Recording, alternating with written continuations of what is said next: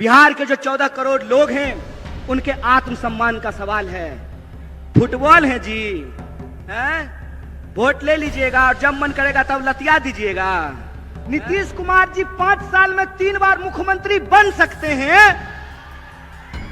तो हमको भी नौकरी देनी पड़ेगी। बोलिए, दुनिया के किसी इलाके में चले जाइए, कोई पद ले लीजिए, कोई पोस्ट ले लीजिए, लेकिन एक बिहारी अगर जन्मता बिहारी है तो मरते दम तक बिहारी रहता है, उसकी पहचान बिहारी रहती है।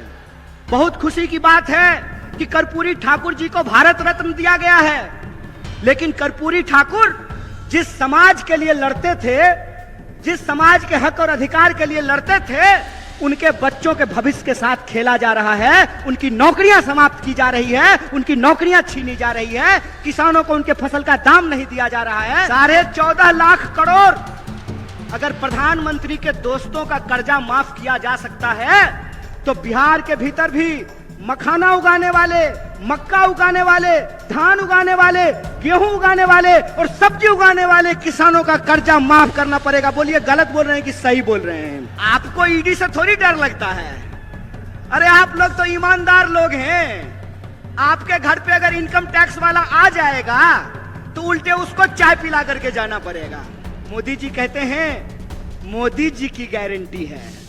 महाराज, भाजपा की गारंटी होती तो 1 मिनट के लिए मान भी लेते। मोदी जी की गारंटी है तो बिल्कुल भरोसा मत कीजिए। अगर विश्वास नहीं होता है तो यशोदा जी से जाकर के पूछ लीजिए। बिहार की एक एक आवाम को यह बात याद करने की जरूरत है कि हमारा गौरवशाली इतिहास क्या रहा है, हमारी ऐतिहासिक परंपरा क्या रही है। यह बात मैं इसलिए कह रहा हूं कि भारत जोड़ो न्याय यात्रा के क्रम में जब हमारी यात्रा मणिपुर से चल करके विभिन्न राज्यों से होते हुए 33वें दिन एक बार फिर से जब औरंगाबाद की महान भूमि पर पहुंची है, तो मैं एक दर्द आप तमाम लोगों से साझा करना चाहता हूं। कहते हैं ना कि दुनिया के किसी इलाके में चले जाइए, कोई पद ले लीजिए, कोई पोस्ट ले लीजिए, लेकिन एक बिहारी अगर जन्मता बिहारी है तो मरते दम तक बिहारी रहता है, उसकी पहचान बिहारी रहती है। और हम जहां भी जाते हैं हर जगह लोग ये सवाल पूछते हैं कि अच्छा कन्हैया, ये बताओ कि बिहार में क्या हो गया।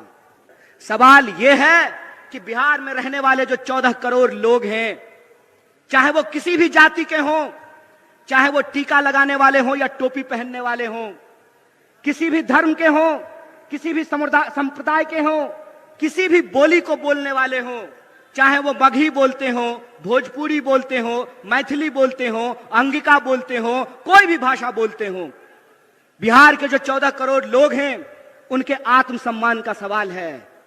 फुटबॉल है जी, हैं? वोट ले लीजिएगा और जब मन करेगा तब लतिया दीजिएगा, हैं? ये जो बिहार के लोग हैं, बिहार के लोगों को ये सोचना पड़ेगा।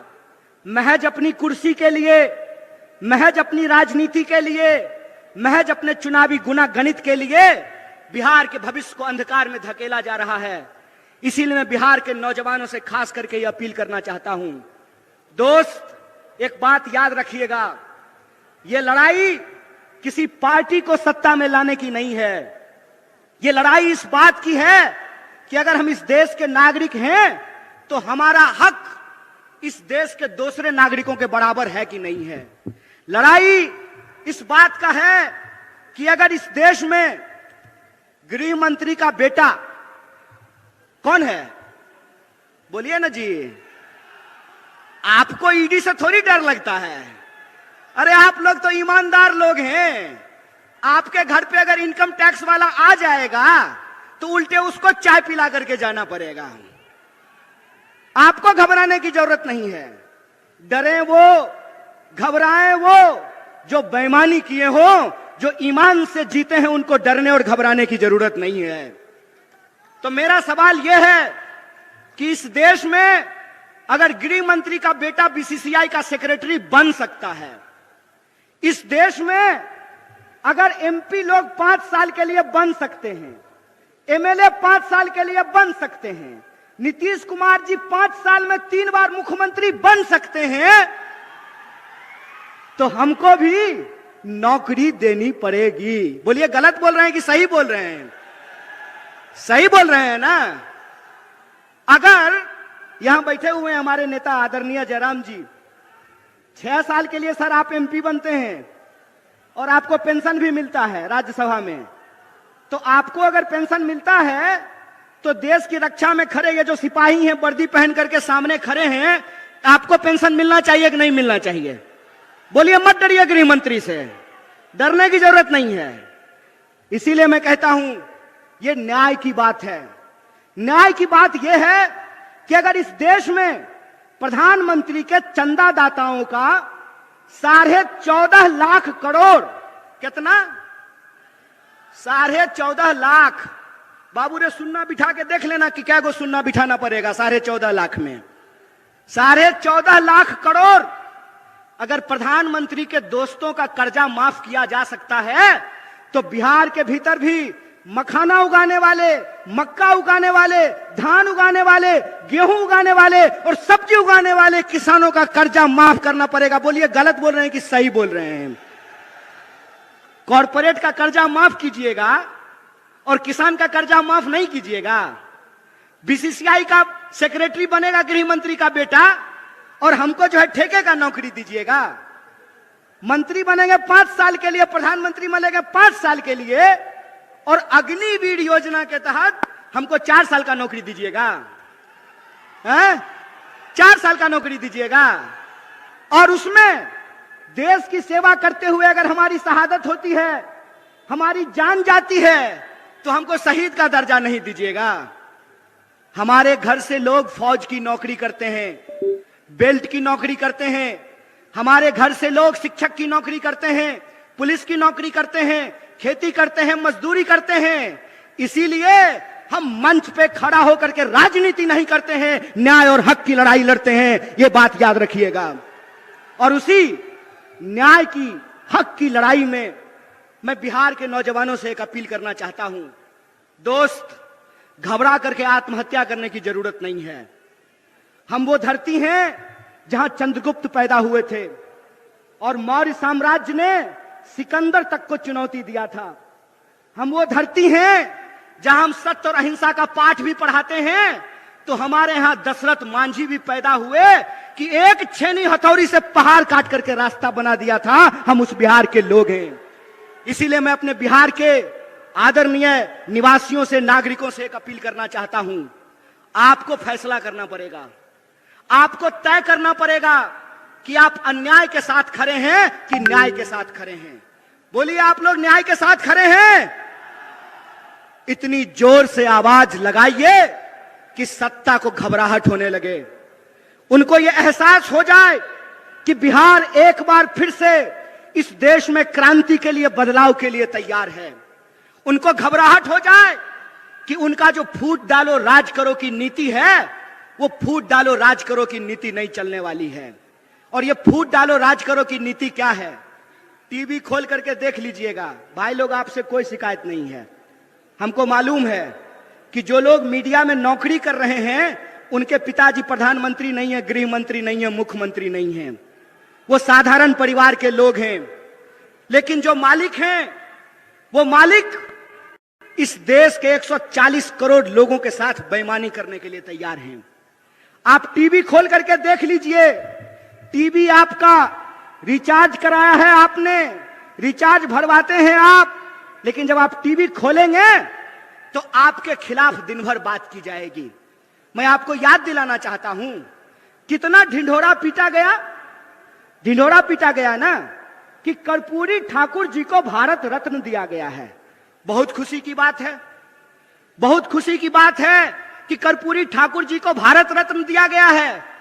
लेकिन कर्पूरी ठाकुर जिस समाज के लिए लड़ते थे, जिस समाज के हक और अधिकार के लिए लड़ते थे, उनके बच्चों के भविष्य के साथ खेला जा रहा है। उनकी नौकरियां समाप्त की जा रही है, उनकी नौकरियां छीनी जा रही है, किसानों को उनके फसल का दाम नहीं दिया जा रहा है, मजदूरों को मजदूरी नहीं दी जा रही है, महिलाओं के साथ अत्याचार किया जा रहा है।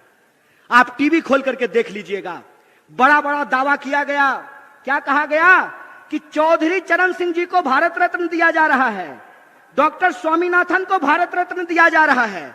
बहुत खुशी की बात है, बहुत आनंद की बात है कि इनको भारत रत्न दिया गया है। लेकिन मैं सवाल पूछता हूं कि एक तरफ डॉक्टर स्वामीनाथन को भारत रत्न देते हैं और दूसरी तरफ इस देश के किसानों के ऊपर डंडे चलाते हैं, गोलियां चलाते हैं, आंसू गैस के गोले छोड़ते हैं। बोलिए बेईमानी है कि नहीं है? भारत रत्न दे रहे हैं और किसान कह रहे हैं कि हमको हमारे फसल के दाम की गारंटी करो, तो किसान को उनके फसल की गारंटी नहीं मिल रही है। मोदी जी कहते हैं मोदी जी की गारंटी है। महाराज भाजपा की गारंटी होती तो 1 मिनट के लिए मान भी लेते। मोदी जी की गारंटी है तो बिल्कुल भरोसा मत कीजिए।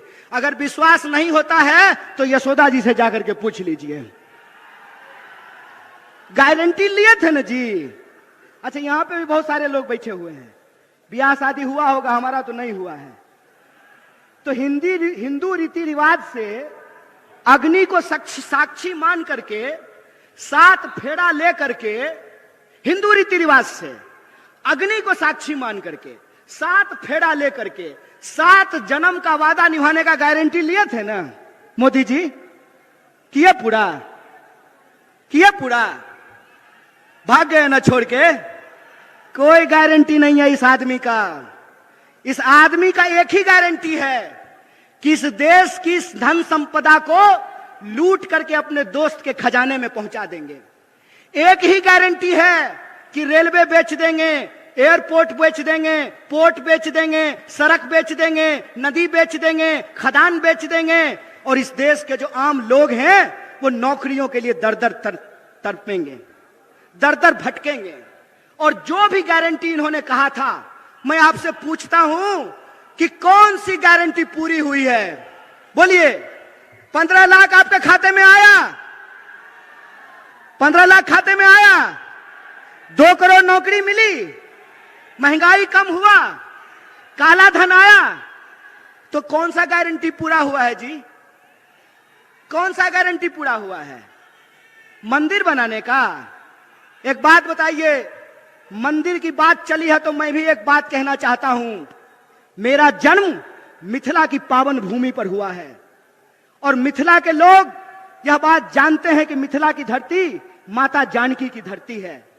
माता जानकी, जिनके बारे में हम लोग कभी भी भगवान प्रभु श्री राम का नाम अकेले नहीं लेते हैं।